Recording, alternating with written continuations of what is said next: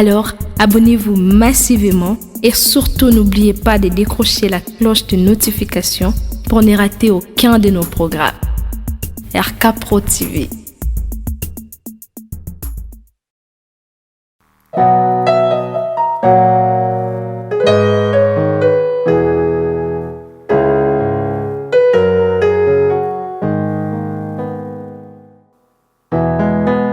Okotisa babulami na etelo bwayo ya esantu pe olakisa lolenge ya kosanjola tango nyonso kombo na Yesu mokonzi.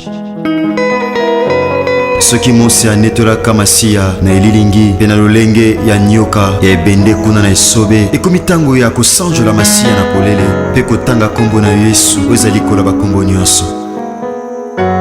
Nzambe andima kokabola bokonzi bwa ye na biso baye tozalaki na se ya bowumbu ya Satan pe akomisa biso basantu na ntina kokokana na ye mosantu azali.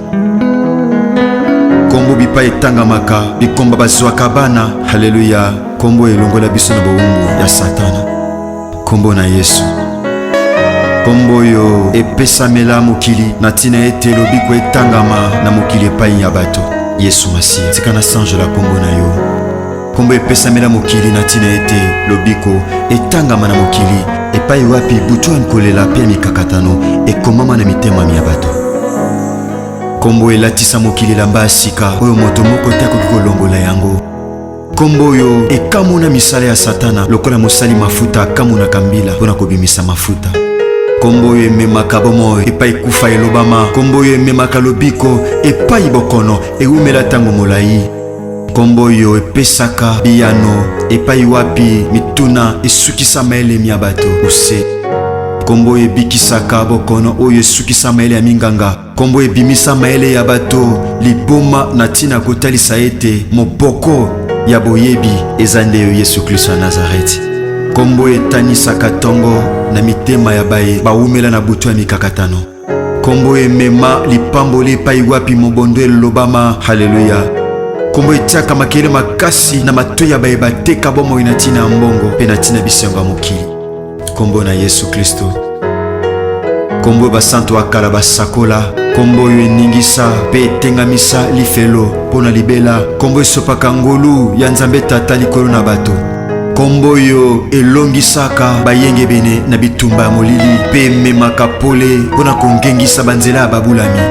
Kombo yo ebimisaka na libulu ya mikakatano pe ya kolela. Kombo ekausaka pinzoli na miso ya baye bazolela.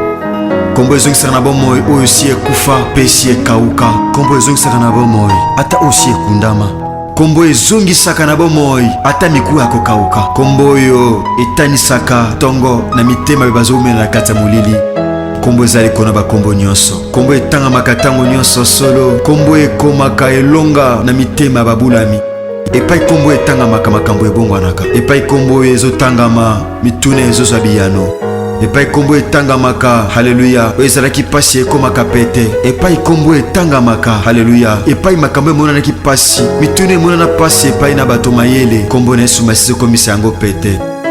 Kombo oyo ememaka esengo pe koseka na bilongo ebeba na ntina mitungisi ya pasi ya mokili. Kombo na Yesu. Kombo Nzambe Tata. Kombo eningisaka misala ya Satana. Kombo ezongisaka na bomoi. Kombo ebengaka na kozala eloko etikala kozala te. Kombo ememaka esengo na bilongo eseka kala. Kombo emema assurance na mitema ya bato. Kombo emema lobiko na bomoi ya bato. Kombo emema elonga na kati ya bomoi ya bato. Kombo ezali kona bakombo nyonso. Kombo epai etangamaka makambo ezobongwana. Tika tosanjola kombo na Masiya.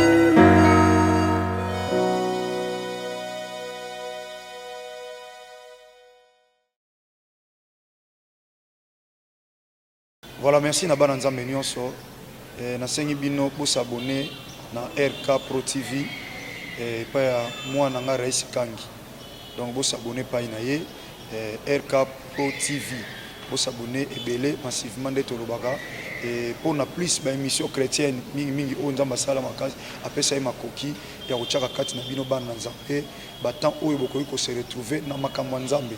Donc na pesi bino directive bande konanga vous s'abonner na RK Pro TV et pa web bola na makambo Nzambe nde bola. Tout ce qui est chrétiens, donc des œuvres chrétiennes, pour la édification de l'église Corps de Christ. J'insiste, RK Pro TV, vous s'abonner massivement pour nous retrouver par ya Makamanzan. Na mapari anga imo pende kona bino de la foi et koleka kuna et pas ya mwana biso Raïs Kangi. Que le bon Dieu vous bénisse. Au commencement était la parole, et la parole est Christ. Radio Parole Vie, la radio qui donne la vie à travers la parole. Mbote shalom, chers bien-aimés dans le Seigneur, chers papa et maman, chers frères et sœurs, vous qui aimez votre radio Parole Vie, la radio chrétienne qui a un seul objectif de prêcher la bonne nouvelle du royaume, de prêcher Jésus-Christ de Nazareth, le ressuscité du troisième jour, le seul qui est passé de la mort à la vie. Il vit pour les temps indéfinis. Merci chers téléspectateurs de la Foi TV, une chaîne, une foi et un Christ. Merci bien aimés vous qui nous suivez à travers de nos chaînes YouTube, notamment DLF TV 2, Chiffre 9 TV et RK Pro TV, soyez bénis. Merci vous qui nous faites confiance, vous qui vous réveillez très tôt. Pour nous combattre Nikoteka, kasi pour nous sambela na biso na Radio Parole Vie, to pour nous yoka mateya. Bien-aimés, nous voyons la Radio Parole Vie. Nous voyons la parole, nous voyons aussi la vie. C'est la parole qui est vie. Or la parole c'est une personne. La parole c'est la personne de Jésus-Christ de Nazareth. C'est lui la parole faite chair. C'est lui la parole qui est claire. Il est la parole qui est claire, dont la lumière c'est lui. Il a dit dans Jean chapitre 9 verset 5, pendant que je suis dans le monde, je suis la lumière du monde. Merci papa, merci maman. Nous sommes dans le 4e jour Nabiso. Il y a Milulu Ouezal Bosso Nabiso. À l'occasion, il y a 3e anniversaire à Radio Parole Vie. 3 ans, jour pour jour. 2020, 2021, 2022, enfin 2023. Bien-aimé, pour nous servir, Bino, peuple de Dieu. Koukata Pongi n'a pas 2h, 3h, 4h, 5h du matin. Ce n'était pas facile, bien-aimé.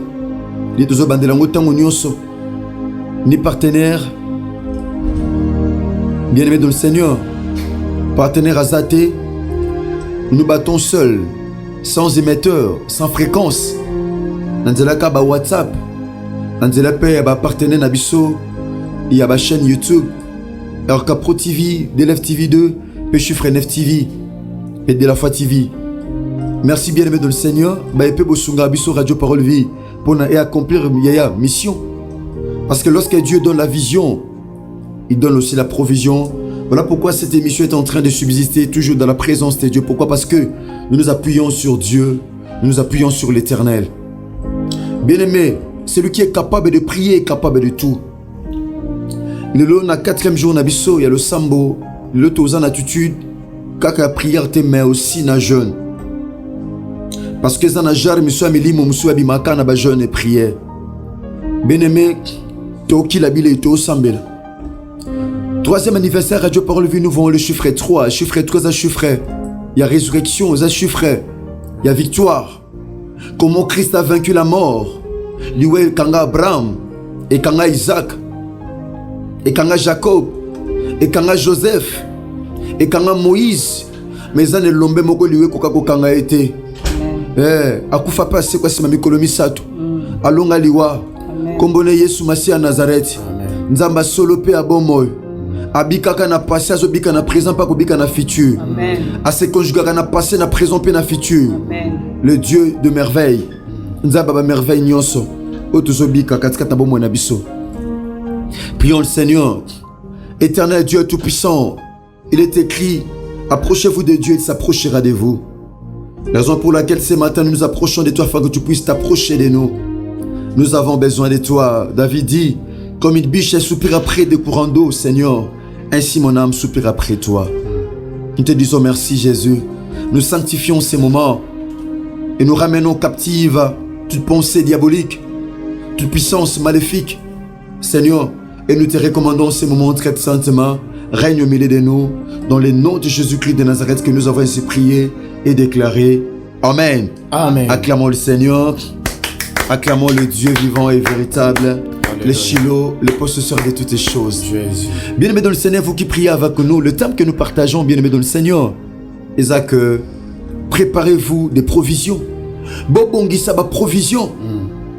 Ndenge Nzamba yebisa ke pa na Josué. Abi, donne ses commandements au peuple. Dis à ce peuple de préparer des provisions, car dans 3 jours, vous passerez ce Jourdain pour conquérir. Amen. Bien aimé, toi qui passer Jourdain, toi qui est conquérir, nous devons avoir des provisions. Même le samboto, ça là, c'est une provision que nous faisons, bien aimé. C'est une provision. Nous devons avoir des provisions. Provision, et ça va substance que permettre biso. Toku fanzala te lobby. Nenge Joseph a dit que pas na Pharaon. 7 ans, ils ont besoin de 7 ans abondance. Et que senga otonga ba magasin minen. Bobomba biloko na 7 ans abondance parce que nzale ko kota na mukili et sengi bocha ba provision parce que ezana nzale koya. Ezana nzale koya. Voilà pourquoi la Bible dit Amos azoloba Nzamba kotinda nzala akotinda nzala ya bilei te kasotinda nzala liloba. Il y aura une famine qui va frapper le monde dans les jours à venir. Les hommes de Dieu, il y aura une famine. Nzala kozanga lipate kozanga libalate. Il y aura une carence de la parole. Amen. Les gens auront la démangeaison d'écouter maloba eko sepelisa mitema na bango et non la parole pure ou la parole authentique. Tozana eleko yango bato bakomi na posa matea ozo pesa bango sengo na mutema. Kasi bato bakoka sute matea ozo uta na pensée à Nzambe. Bien aimé, nous devons préparer des provisions. Nous sommes ici dans le livre d'Exode. Exode chapitre 4. La Bible dit ceci. Nous commençons par le premier verset. Nous descendons un tout petit peu. Moïse répondit et dit, voici, ils ne m'écouteront point. Ils ne m'écouteront point ma voix. Ils n'écouteront point ma voix. Mais ils diront, l'Éternel n'était pas apparu. L'Éternel lui dit, qu'y a-t-il dans ta main? Il répondit, une verge. L'Éternel dit, jette-la par terre. Il la jeta par terre et elle devint un serpent. Moïse fouillait devant lui. Alléluia. Amen. Les hommes de Dieu, Oui. livre Exode, c'est un livre qui nous enseigne la délivrance, Yes. qui nous enseigne la sortie du peuple de Dieu de cette captivité égyptienne. C'est un livre qui nous montre la délivrance. Parce qu'en Jésus-Christ de Nazareth, notre délivrance est possible. Amen. Notre délivrance en Christ est possible. Malgré la possession démoniaque, malgré ça et là, malgré les différents problèmes, mais en Jésus-Christ de Nazareth, notre délivrance est possible. Amen. Nzamba kutani na Moïse. Apesi Moïse directive. Abisi Moïse, j'ai vu la souffrance de mon peuple. Dans le chapitre 3, Exode. Na moni pasi ya libota nanga et j'ai entendu les cris qui lui font pousser ses oppresseurs. Maintenant je suis descendu pour délivrer mon peuple entre les mains de ses oppresseurs. Je suis descendu pour délivrer mon peuple entre les mains de ses oppresseurs. Nzamba oti côté na situation na ma soeur. Nzamba oti côté na situation na mon frère. Abi ngambo na kiti. Il y a des hommes de Dieu. Et ça ba circonstance musu nzamba emo akitak. Amen. Abi yemo kwa kitaka. Abi je suis descendu pour délivrer mon peuple. Abi Moïse. Kende pas Pharaon. Kende nanda kwa Pharaon et pas un roi. C'est moi qui t'envoie. Yebisa pas un Pharaon. Abimisa peuple. Yebisa pas un Pharaon qui libère mon peuple. Le long Nzamba zo pesa ordre. Vino fais à la libérer. Amen. Nzamba zo pesa ordre. Lipambo no fais à la libérer. Amen. Nzamba zo pesa ordre. Libota no fais à la libérer mon frère, ma soeur, maman, papa. Abi yebisa Pharaon a libéré peuple. Ba umeli pe mingi na boumbu. Plus de 400 ans. Ba umeli pe mingi na boumbu. Peuple Fabima. Abi yebisa ye. Maintenant, les hommes de Dieu, Moïse connaissait la puissance et la force des pharaons. Amen. Aïbaki makasi peu puissance à Pharaon. Les hommes de Dieu parfois eza makamsu na vie na biso zo kanga biso pourquoi parce que to mona ngo mais to mona taille ya misala on nzamba réaliser na croix te. Parfois nous voyons les volumes, la taille de nos problèmes et non le volume de l'œuvre que Christ a accompli à la croix du Calvaire. Nous devons plus porter le regard vers la croix. Abini, ils ne me croiront point. Abi bondi mangate. A ozotinda nga bondi mangate. Nga na botami na ndako. Na koli na ndako Pharaon. Na tangi ba classe. Na tangi ba sali ba étude égyptienne. Na ebe Égypte bien ebi Pharaon. Pharaon a oyokate, a ondimate, a okwarte. A ondimate ke yom to tindinga. A ondimate. Pe akoyokane mungongo nangate. Kasako loba. Ozokosa nzamba bimila kiote. Ozokosa l'Éternel n'était point apparu. Nzamba bimila kiote. L'Éternel lui dit Nzambe asepela ki Moïse azana provision. Nzamba tuni Moïse. Abi oui. Quoi que zo ba ondimote. Mais qu'y a-t-il dans ta main? Na maboko no zananin. Na loboko no zananin. Bien aimé. Pour Nzamba ça la miracle. Il va te poser la question si tu as quelque chose dans ta main. C'est ça la provision. Amen. Dieu a besoin. Nzamba n'a pas sa pambola. Nzamba n'a pas sa multiplier. Mais il veut que nous ayons la provision en main. Amen. Nzamba n'a pas sa provision. Parce que Nzambo va multiplier à zéro T. Zéro un chiffre mot absorbant et melaka. Nzamba tuni Moïse. A tuni ozani. Abi naka nanzete. Alléluia.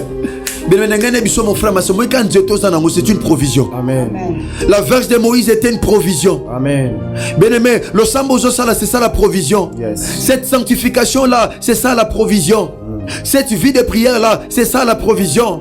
Jeûne et prière aux sala, c'est ça la provision. Mutema malamu ko soutenir musala nzambe wana, c'est ça la provision. Amen. Mutema malamu wana uzala ko soutenir batu ya ko sungame bandeko na famille, c'est ça la provision. Yes. Avoir un cœur disposé, bien disposé, c'est ça la provision.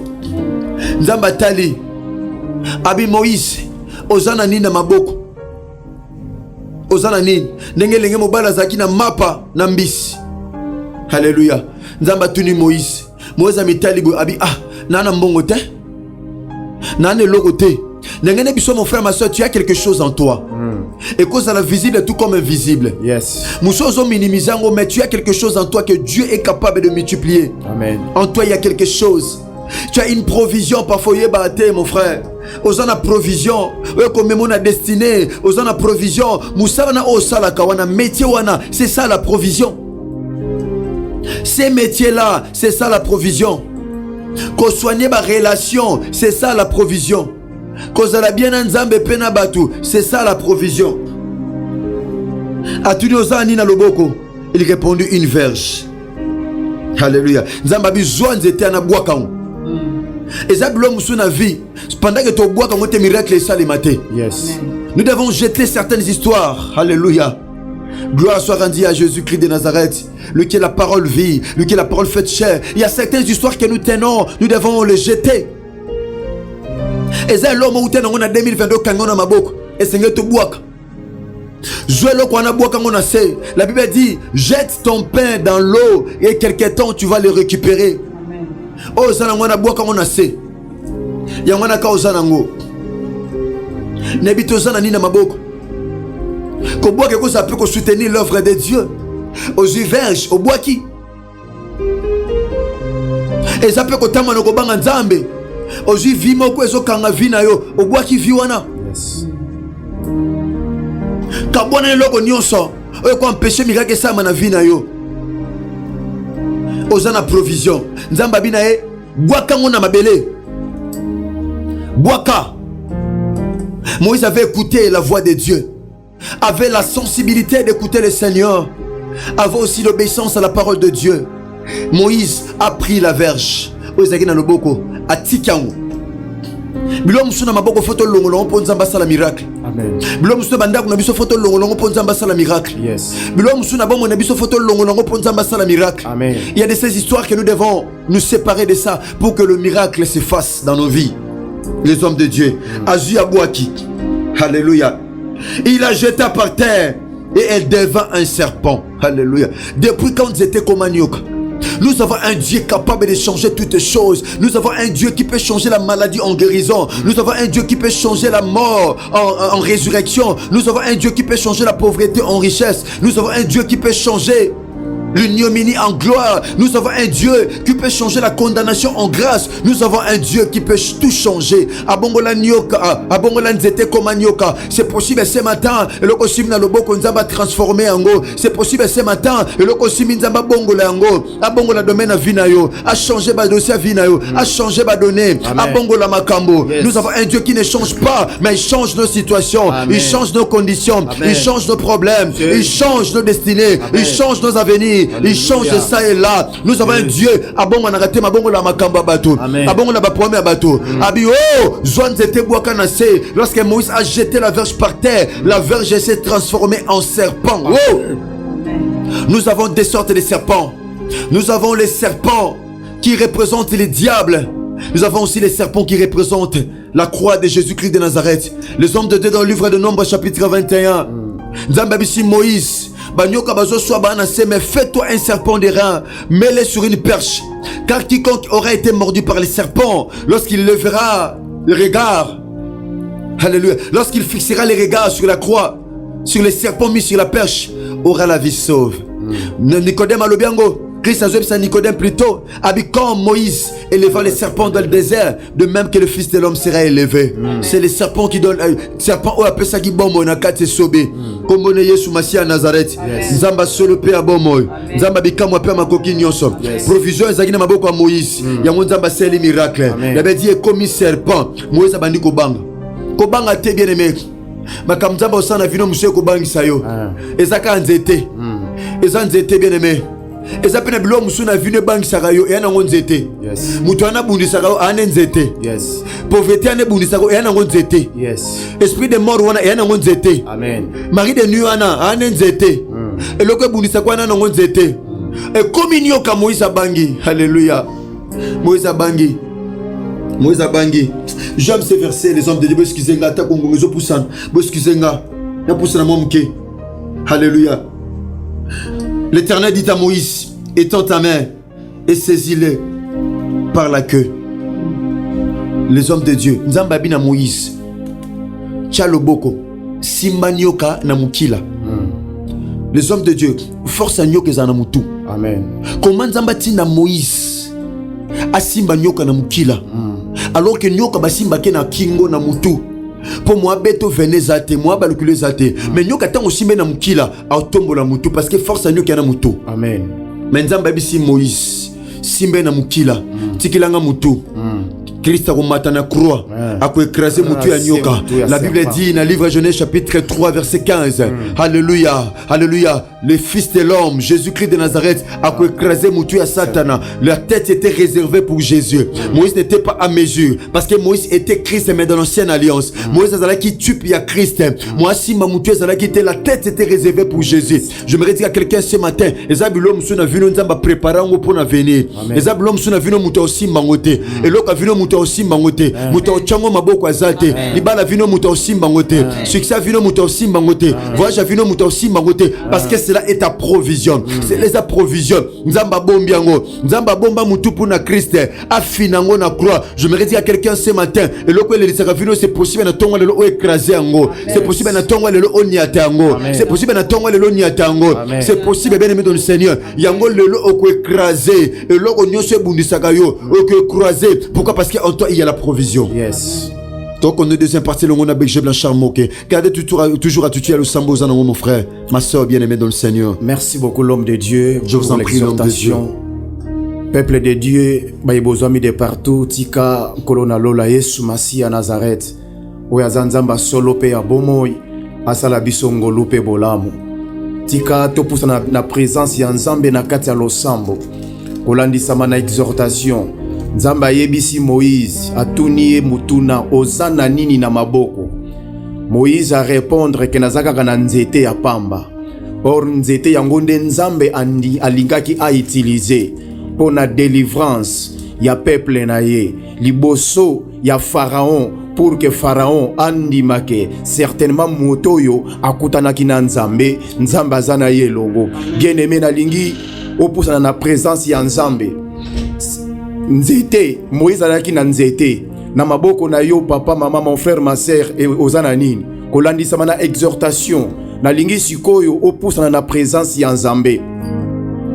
Moïse alaki na bâton na kati ya bomo ina yo Nzamba yebisi ye bwaka yango na se po miracle salama. Na lingi bien aimé Moïse abwaki bâton na se ekomaki nyoka. Na lingi okende ko bwaka problème oyo nyonso ozana yango oyo ezotungisa yo bwaka ngo na makolo ya Yesu Masia, bwaka ngo na présence ya Yesu Masia. Santé oyo ezo compliqué yo zwaka état ya santé wana ya pasi bwaka ngo na makolo na Yesu Masia. Kozanga musala zwa problème wana zwa dossier wana bwaka yango na makolo na Yesu Masia Nazareth. Kozanga libala bwaka yango na makolo na Yesu Masia Nazareth. Kozanga mabota bwaka yango na makolo na Yesu Masia Nazareth. Ozangi mukanda zwa dossier wana bwaka yango na makolo na Yesu Masia Nazareth. Loba na ye tata na ye ko bwaka kozanga kobota nanga na ye ko bwaka chômage nanga na ye ko kitisa stérilité nanga chômage nanga pauvreté nanga problème nanga situation nanga santé nanga na ye ko bwaka yango na ye ko kitisa yango na 4e jour oyo na présence na yo na makolo na yo liboso na yo Yesu Masia. Tika Yesu Masia Nazareth yo Nzambe oyo obongola ki bâton na serpent na tongo ya lelo bongola problème nanga bongola situation nanga bongola maladie nanga na guérison bongola stérilité nanga na maternité bongola célibat nanga na mariage bongola chômage nanga na travail banda ko sambela bien aimé banda ko kitisa banda ko bwaka banda ko présenter Yesu Masia Nazareth vie na yo problème na yo préoccupation zana yango Santu ya lola Nzamba bomboy Yesu Masia Nazareth Nzambe na nguya pusanye pai na yo moyenge beni to pusanye pai na yo mo santu na lola Nzamba solo pe ya bomboy Nzamba makoki nyonso Nzambe na nguya yo ozana makoki yawe Nzambe tata ya kubongola oza Nzambe oyo epai na yo impossible ezalaka te oza Nzambe ya toute possibilité Nzambe oyo kolona bikamwa Yesu Masia bâton okomisi yango serpent pona ko démontrer puissance ya kombo na yo pona ko démontrer puissance ya bonzambe na yo liboso ya Pharaon Yesu Masia Nazareth na tongo tope na butu ya lelo kolona bombo Yesu Masia na pusanye pai na yo na pusanye pai na yo na bandiko mema na bandiko mema na bandiko bwaka na bandiko kitisa problème ya papa ya mama ya frère ma sœur situation ya pasi ya Nzambe tata santé na ye na memi santé na ye na memi kala santé na ye na bandiko kitisa santé ya papa santé ya mama oyo Nzamba na ye ko kitisa yango na ye ko bwaka yango na makolo na yo na maboko na yo na présence na yo na 4e jour na biso oyo wapi Nzambe tata totelemi na présence na yo Yesu Masia Nazareth na ye kokitisa na ye kokitisa yawe Nzambe tata soki obongolaki baton ya Moïse na serpent banda kobongola stérilité ya ndeko oyo na maternité na fécondité banda kobongola célibat ya ndeko oyo na mariage banda kobongola eta ya pasi ya maladi ya papa ya mama ya mofu ya mase maladi oyo banda kobongola yango na guérison bongola maladi oyo na guérison bongola seliba oyo bongola seliba oyo na mariage bongola seliba oyo na mariage bongola chômage ya depo chômage ya papa chômage ya mama chômage ya confirmation bongola chômage na ye na travail Yesu Masiya bongola refi barefi na ye barefi na ye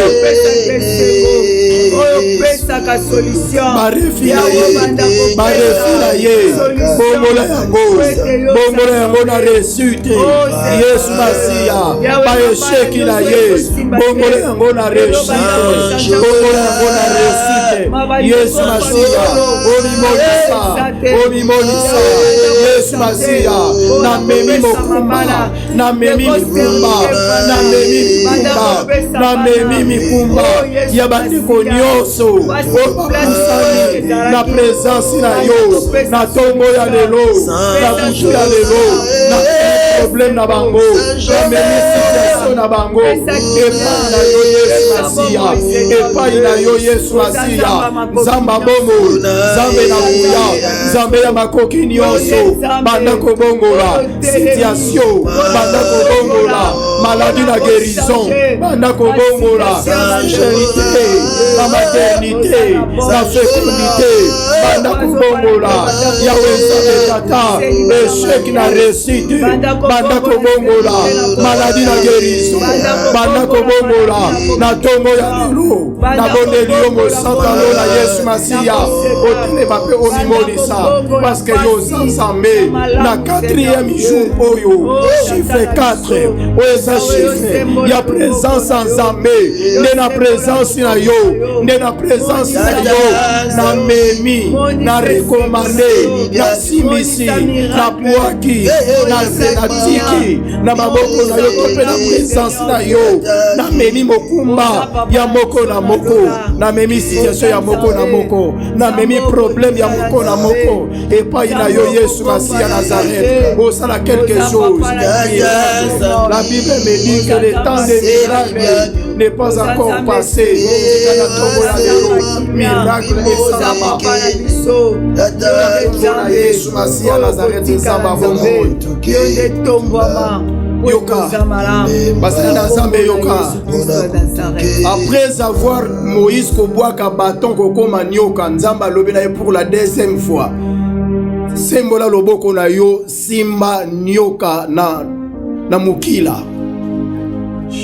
Bien-aimé ozo simba situation nyonso ya pasi oyo ozo vivre na kati ya bomoi na yo simba maladie wana simba échec wana simba via ba refi wana ya humiliation wana simba situation wana simba stérilité wana simba chômage wana banda nekozo simba yango na mukila ozo beta maboko ozo déclarer ndenge nazo simba maladie oyo nazo pikola yango na nzoto nanga ndenge nazo simba celibat oyo nazo pikola yango na vie nanga ndenge nazo simba stérilité chômage pauvreté oyo nazo pikola yango na bomoi nanga chômage elongwa pauvreté elongwa etika vie nanga ozo beta maboko ozo déclarer beta maboko déclarer na kombo Yesu Masiya Nazareth na kombo na Yesu Masiya Nazareth nazo déclarer nazo déclarer nazo déclarer nazo déclarer nazo déclarer nazo déclarer nazo déclarer nazo déclarer nazo déclarer nazo déclarer nazo déclarer nazo déclarer nazo simba maladie oyo nazo simba échec pauvreté humiliation condamnation blocage na vie ya papa na vie ya mama nazo longola ale ndenge nazo simba nazo longola nazo simba nazo pikola nazo simba nazo pikola célibat stérilité chômage échec humiliation maladie équité maladie incurable, prostate, myome, fibro, nazolongola, nazosimba yango, na mukila, nazosimba yango, na mukila, nazosimba yango, na mukila, nazolongola, na via papa, na via mama, nazolongola yango, 2023 nalongoli maladie, nalongoli échec, nalongoli humiliation, nalongoli pauvreté, nalongoli basi, nalongoli chômage, na vie à papa, na vie à maman, elongwa, 2023, échec, etika place, humiliation, etika place, célibat, etika place, maladie, elongwa, etika place, au nom de Jésus-Christ de Nazareth. Au nom puissant de Jésus-Christ de Nazareth. Bien-aimé, tous s'en là. Bien-aimé Pharaon, azalaki moko oya résistaki contre délivrance ya peuple à Israël. Bien-aimé nani oya telemi na 2023 omona bolamu nzambe te. Oya telemi akanga nzela na yo. Oya telemi empêché yo na parcours ya vie na yo. Oya telemi akanga maternité. Oya telemi akanga musala. Oya telemi abundisa santé. Oya telemi abundisa musala na yo. Bien-aimé na tongo alelo. Ozobeta maboko. Ozoebisa nzambe. Pharaon nyonso. Oya kotelemelanga na 2023 oyo. Kata nazotambola likolo na ye. Pharaon akweya. Misala na ye bebisama. Beta maboko. Beta maboko. Il a réussi na kombo na Yesu Masia. Na kombo na Yesu Masia. Na kombo na Yesu Masia. Pharaon nyonso. Oya telemeli papa. Oya telemeli vie ya mama. Oya telemeli vie ya bana notre père. Oya telemeli basante. Oya telemeli mabala na bango. Oya telemeli mabota na bango. Oya telemeli ba voyage na bango. Oya telemeli vie chrétienne, un ministère na bango. Pharaon azokweya. Pharaon azokweya. Pharaon azokweya. Pharaon azokweya. Pharaon azokweya. 2023 oyo tozokweyisa Pharaon. 2023 oyo tozokweyisa Pharaon. 2023 oyo tozokweyisa Pharaon. 2023 oyo tozokweyisa Pharaon. Oyo azobundisa basante, mabala, mabota, misala, voyage, vie chrétienne, ba ministère. Na 2023 oyo Pharaon azokweya. Akweya.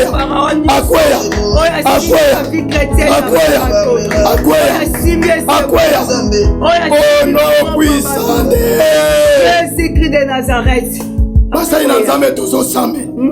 Tozoyebisa nzambe akitisa moto na parcours na biso ya année 2023 oyo. Ba démarche nyonso oyo tokozala na yango na année oyo. Ba voyage nyonso oyo tokoeffectue na année oyo. Ba projet nyonso oyo tozala yango na année oyo. Todeklare moto nzambe epela moto nzambe ezikisa ba projet ya monguna satana.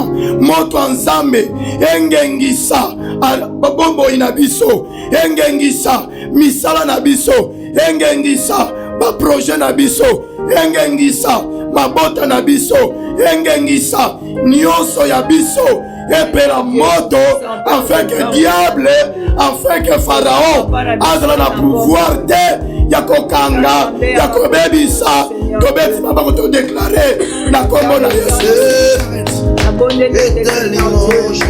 Yahweh nazokweyisa oyo déclarer moto fait, nazodeklare fait, nazodeklare moto. Nabelelaki moto na yo, moto na yo, tosikisa maboko nyonso esima pango moto na yo tosikisa. Nazodeklare moto nzambe, nazodeklare moto nzambe, na parcours na biso ya année 2023 nazo déclarer moto nzambe na misala na biso na ba projet na biso na ba activité na biso na ba santé na ba foyer na ba famille moto nzambe pela moto nzambe pela moto fait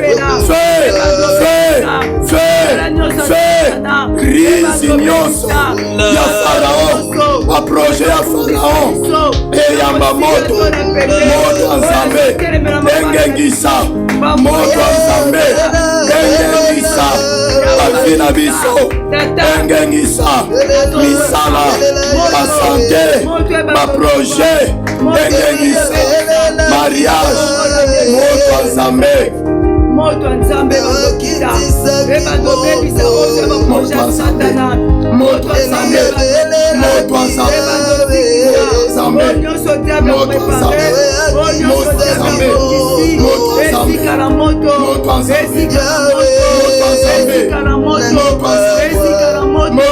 esika la moto au nom de Jésus de Nazareth, au nom de Jésus de Nazareth. Merci. Peuple de Dieu, s'il vous plaît, papa, maman, mon frère, ma soeur, au ESA 4e jour, chiffre 4, ESA chiffre la présence ensemble. La présence ensemble, tata, la présence ensemble, papa, maman, mon frère, ma soeur, au Fungoli Mabouko na yo, gardez silence. Seigneur notre Dieu, n'a pas maté au sepelaki 4e jour au yepesame la biso na senangolu na yo. Tata to bondeli yo. La 4e jour oyo.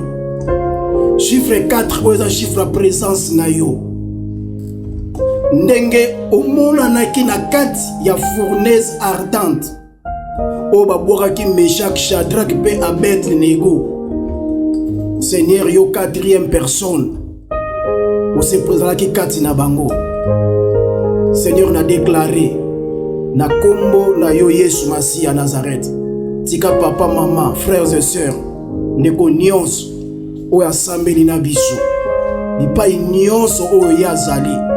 Na déclaré loboko na yo ezala likolo na ye. Ebi misaye na libulu ya moto. Ebi misaye na libulu ya bankosi. Ebi misaye na kati ya maladie.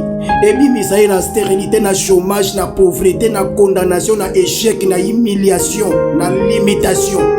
Loboko na oya nguya ebi misa moko na moko. Bipai nyonso bazwami ali bazokoma libre.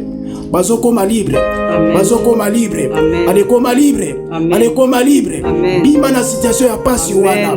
Bima na humiliation wana. Bima na échec wana. Bima na condamnation wana. Alekoma libre. Au nom puissant de Jésus-Christ de Nazareth. Seigneur, te déclarer grâce et faveur na yo et la partage ya moko na moko oya sambeli na biso elongo na 4e matin oyo na kombo moko kaka oyo pesa mela biso kombo na nguya pe ya lobiko ya nzamba solo pe ya bombo Yesu Masi ya Nazareth nzamba solo pe ya bombo neto sambeli ko par la foi de lobi. Amen. Amen. Merci à Jésus.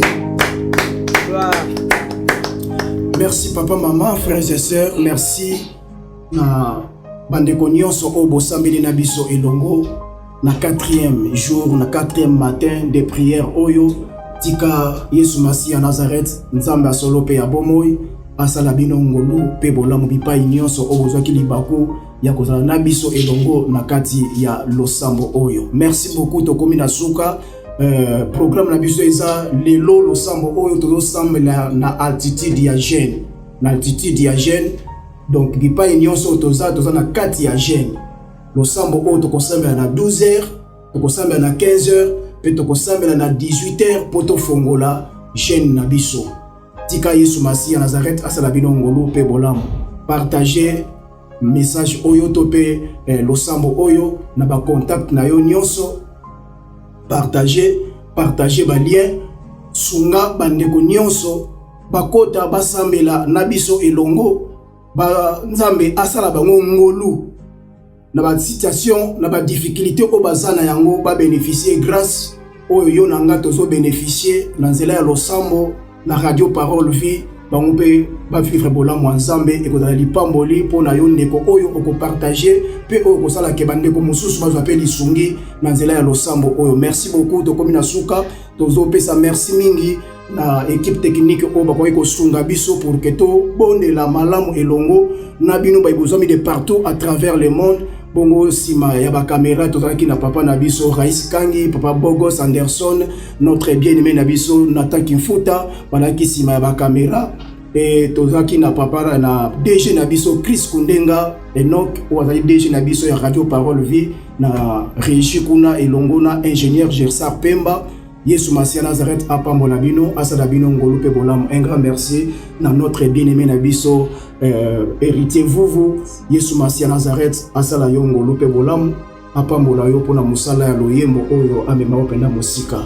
Merci beaucoup parce que ba loyembo oyo zo consoler peza ko édifier vraiment libota na nzambe nkolo a pambola bino mingi. Merci beaucoup na mama Karine Tsau nzambe asala biso ngolu pe bolamu. Bongo programme na biso lobby samedi et kozala off tozala na programme moko o tozala na niveau ya église na biso ya CFC na programme so ya fanda na se. Bongo lundi nde tokozonga awa po na sheet clôture ya service na biso ya 5 matin o tozalaki nango ya losambo à l'occasion ya 3e année ya Radio Parole Vie. Merci mingi papa mama tika bolamu na nzambe ezala likolo na bomo na bino. Ba numéro de contact na biso eza affiché wana na ba écran na bino to pe na ba écran na biso bisika tozwami soki ba sujet ezali okiko komela biso to kotinela biso na ba numéro o eza affiché wana. Merci beaucoup soki Yesu Masia Nazareth amizongeli te neto kutani lundi na 3h 4h du matin na heure oyo to mesana ko kutana na losambo. Tika Yesu Masia Nazareth asala bino ngolo pe bolamu. Merci beaucoup. Bye. Au commencement était la parole, et la parole, Christ. Radio Parole Vie, la radio qui donne la vie à travers la parole. Un programme consistant pour votre vie chrétienne. Campagne évangélique. Prédication. Prière.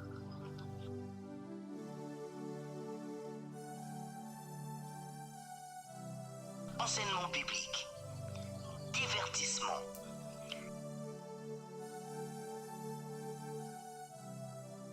Cinéma.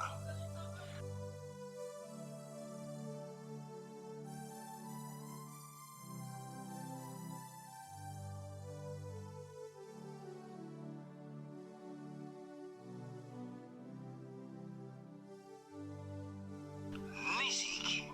Alors, abonnez-vous et n'oubliez pas de décrocher la cloche des notifications pour être informé à tout moment. RK Pro TV.